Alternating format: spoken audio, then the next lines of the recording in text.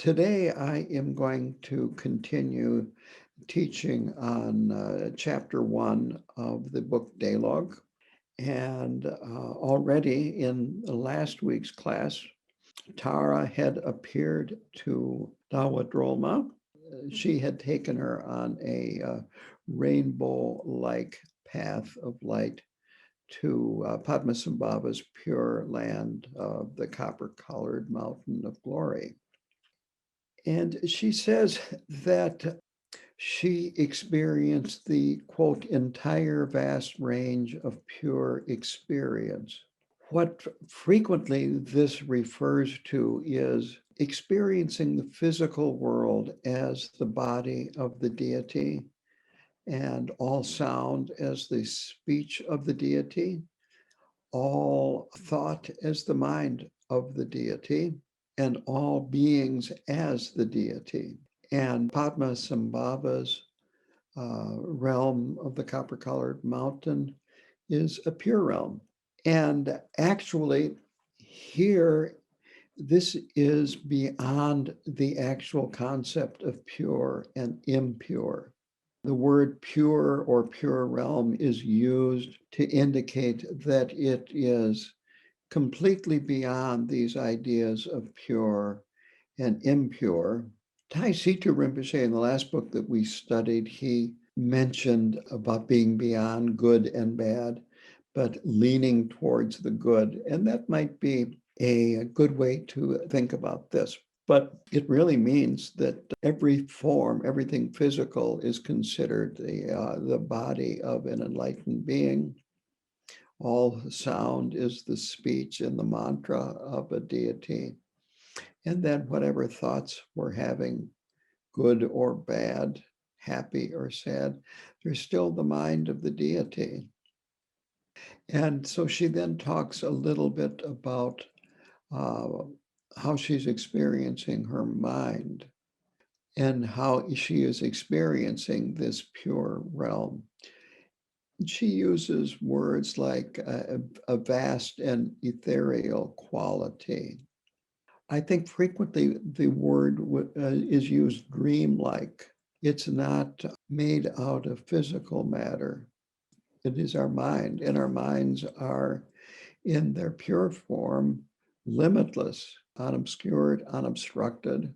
So she was experiencing this vastness. She mentioned the union of emptiness, which is the union of emptiness and this natural radiance or lucidity.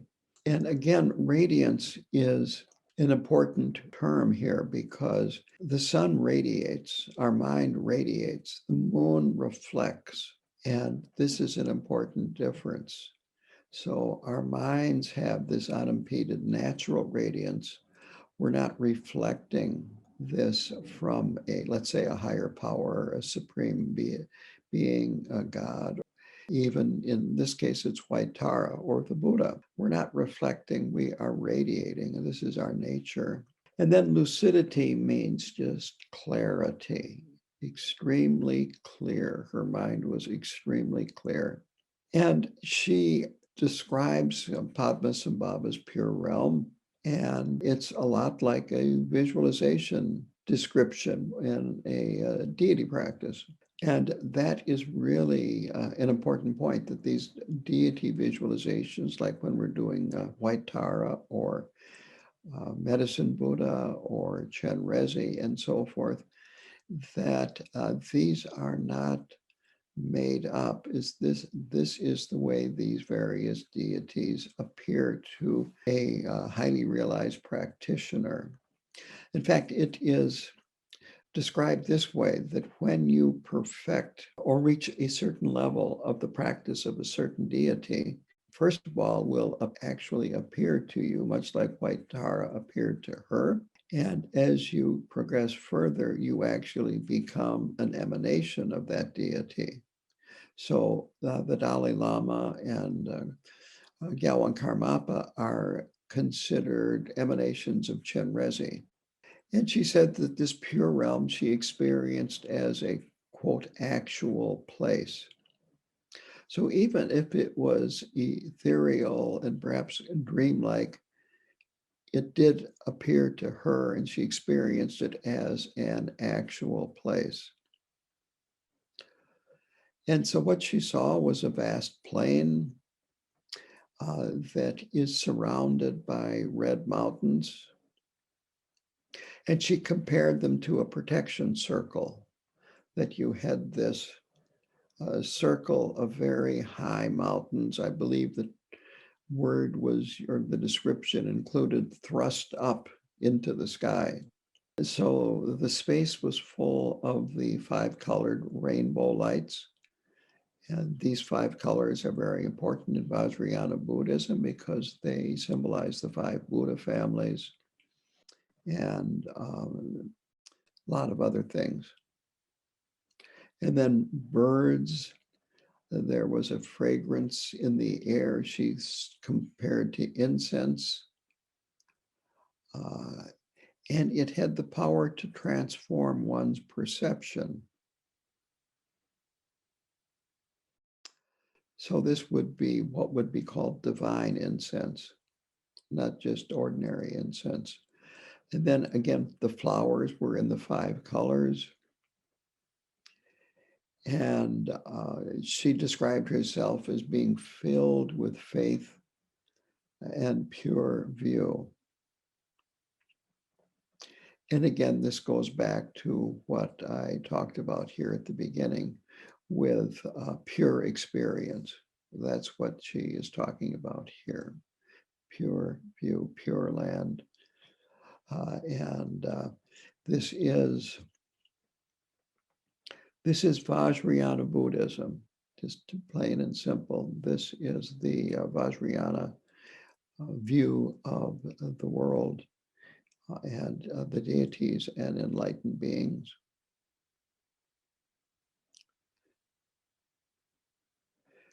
And then within this, there was a blue mountain. And on that mountainside was Guru Rinpoche's celestial palace.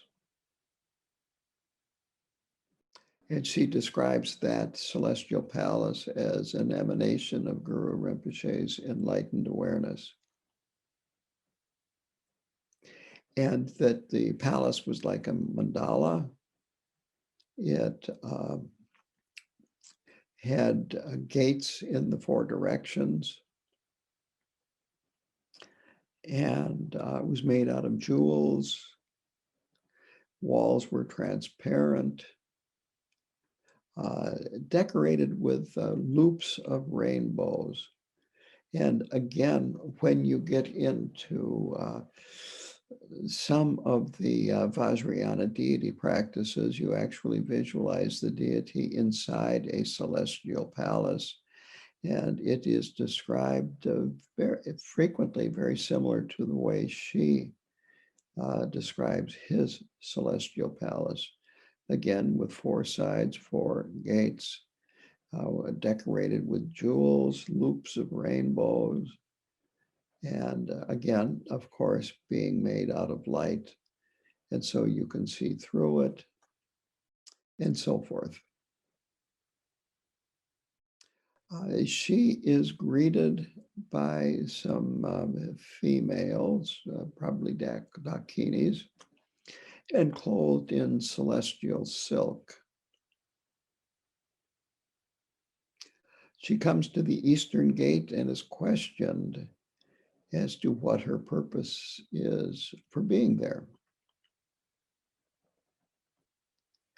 And again, I find that this is kind of interesting because up to this point, when she has referred to herself, she has said, "this girl." And here she says, "I." She answers the question by saying, I have come here to see, in this case, Guru Rinpoche, Padmasambhava, who again is a very, very important figure in Tibetan Buddhism. And she is here to see him. And the Dakini replies, quote, "May you be blessed by Vajra Varahi."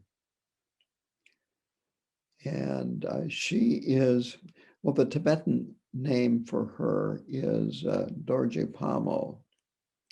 And she is a semi-wrathful female deity. And she represents wisdom. And that's why she is female, because wisdom is female in Vajrayana Buddhism. And so I looked up what they had in the back on the note about a dakini, and I'm just going to read it here. It's important to help you understand this. A dakini is, quote, a wrathful or semi-wrathful female yidam, signifying the feminine energy principle. The dakinis are crafty and playful, representing the basic space of fertility, out of which both samsara and nirvana arise. And they inspire the union of skillful means and wisdom. More generally, a dakini can be a type of messenger or protector. And sometimes, instead of the word wrathful and semi-wrathful, the word forceful is used, meaning forceful and semi or partially forceful. Sometimes wrath is misunderstood. Wrath is not anger. What wrath is seeing exactly where the obstacle is and focusing on removing that obstacle. It is not getting angry and then doing something motivated by the anger. And once the wrathful activity is over with, it's over. There's no holding on. Well, this person did so and so a week ago, and I'm still upset about that. No, it's very much in the present. And this forceful action or activity is actually the embodiment of compassion. It is just that sometimes the other activities, the four karmas, are enriching, pacifying, attraction, or sometimes magnetizing, and then wrathful. And so the first three are not as forceful as the fourth. So all of these are ways of working skillfully with yourself and other people, but all are the expression of compassion. So a door is opened up by a dakini, they go up a staircase, they enter this immeasurably large room with a lama by the name of Jampa Mingyur that she recognizes. And this is not Mingyur Rinpoche. Mingyur is a word that, or you might say a name that is used frequently. So just like last week, we came in contact with the name Trungpa. And so there are many Trungpa and there are many Mingyurs. So he has his hair up in a top knot, which is the yogic style. Yogis will frequently they won't shave, and their hair gets longer and longer and longer, and then they just bind it up on top. And so that's what this is indicating, that he's got a yogic style hairdo, and he's not a monk. So she offers prostrations, confession, And then she does the 100-syllable mantra, Vajrasattva mantra for purification. Then she offers the 37-feature mandala. For those of you that have done Nundro, you're familiar with this. We do a 37-feature mandala offering in the Nyungne. And this is very standard for approaching an important teacher. So she's questioned by a Dakini, and Jampa Mingyur, she says, is pleased with her answers. And then she participates in a sok that she's invited to. And a sok is a feast. I think I explained it last time, but very briefly, it is a ritual feast. And the food is more symbolic than you get to eat huge amounts of food. But it's very special and it's very important. So this also indicates that she was treated with honor and respect. And then there was a ritual bathing of a Dakini who was recently reborn there. And Dawa Drolma says that her last human life, her just previous life up till this time, was in this part of Eastern Tibet. And then Dawa Drolma got bathed too. This ritual bathing, this ritual purification is what it is. And then she recognized Jamyang Khyentse Wangpo, was there in this Pure Land. He died in 1892, and this was 1924, to give you an idea of the time frame here. He was a great master of the 19th century in Tibet. He and Jamgon Khantrul and Patrul Rinpoche formed the Rime movement, R-I-M-E, and that means no center. So this was a movement that was intended to weaken and remove the barriers between the four different lineages in Tibetan Buddhism. So all three of these are very, very important teachers. So she saw him.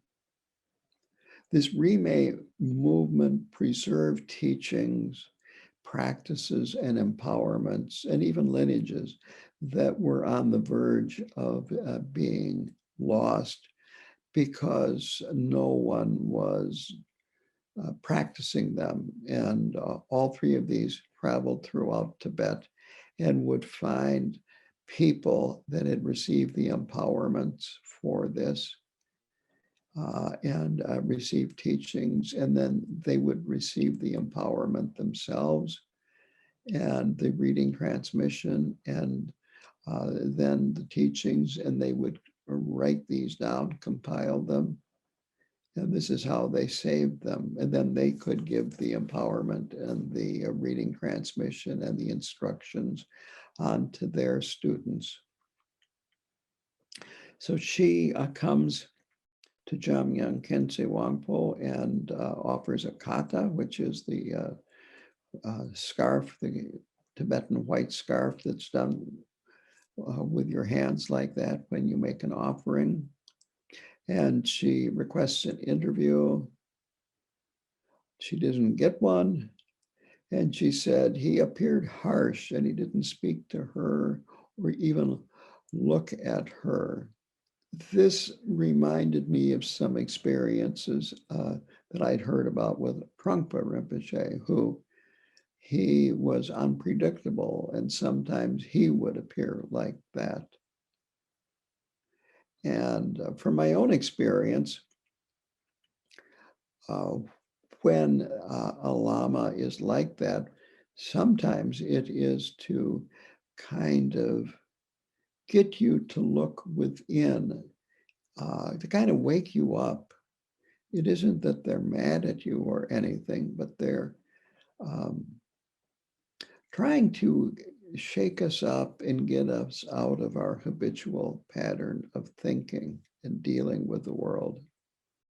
So she leaves, goes to another mansion, and she says, by the way, there are 1,000 or more other mansions in this pure realm. Again, she's greeted by a young Dakini, and this Dakini, she says her previous life, her last human life was in the Derge region of Tibet, and that she was an emanation of Vajravarahe. And she was reciting from the book that is called in the West, the Tibetan Book of the Dead. The Tibetan title is very different from that. So anyway, then this Dakini says you're going to find 4 staircases. A black one has poisonous serpents and bloodthirsty demons. Take the green one. I'm not positive about that particular part of this story, the poisonous serpents and bloodthirsty demons. But anyway, she was warned about it and didn't take it. So she goes up the green one and comes to another immeasurable mansion. And here the central figure is female, surrounded by a retinue of more Dakinis. And they're reciting Nyingma texts with peaceful and wrathful deities. And this too appears to be associated with the Bardo, praying for beings in the Bardo. And also they're doing confessions and so forth. And this central figure is doing yogic breathing. And when she exhales, quote, dead water dwelling animals come out of her mouth. And rainbows appear from their corpses. And this means, of course, that their consciousness has gone to a pure land. So what she's doing here is liberating animals, these water dwelling animals. She comes to another mansion, and here the central figure is a peaceful Dakini and has a retinue of 7 Dakinis, and they're chanting prayers and mantra invoking Chenrezig, and that's the end of the description there. It's quite short. Next, she comes to Yeshe Tsogyal. And Yeshe Tsogyal is again, another female, but she had a human body and was the consort of Padmasambhava. She was Tibetan, Padmasambhava was Indian. And she is a very, very important figure, not only in the Nyingmas, but really across the board and other of the schools of Tibetan Buddhism. She has a retinue of 100,000 Dakinis, which alone indicates her stature, that she is a very important person and teacher. And when she was alive, she did many amazing and miraculous things, and so forth. So here you have a human female that attained a very, very high level of realization, was a teacher, wrote texts, and so on and so forth. And they're having a soak again. So another one of these feast offerings. Yeah, the question is, when we are practicing like Chenrezig, you mentioned that the mind is radiating like the sun. Are we radiating when we're visualizing ourselves as Chenrezig? And that is actually frequently in the description in a lot of these deity practices, is that the deity is radiating light outward. And so, yes, we are radiating light outward. With the visualizations, frequently it'll say in the description of the deity that we're just radiating light out and maybe surrounded by an aura of light. And then when you do various things in the practice from the heart center, light radiates out from the seed syllable and the mantra in the heart center. Sometimes there's an Om Hung, light radiates out, does various things. So there is a lot of light radiating out and then coming back. And all these visualizations are made out of light, of course, too, that they're not solid. The follow-up question is, when we're doing these practices, then are we actually radiating out into the world at large and being of benefit to beings and to the inanimate, for that matter? The answer is, of course, that it is. It might be subtle, but it is that we are putting some, you could say, some goodness into the world. And it might not be obvious, and the world isn't going to thank you, but it does go out. I remember we had a Tibetan Lama here after we had done 8 Nyungne in a row. And he said that you have radiated out because of the result of these 8 Nyungne 100 miles. So you've blessed the land and the people within a 100-mile radius of Hay River KTC.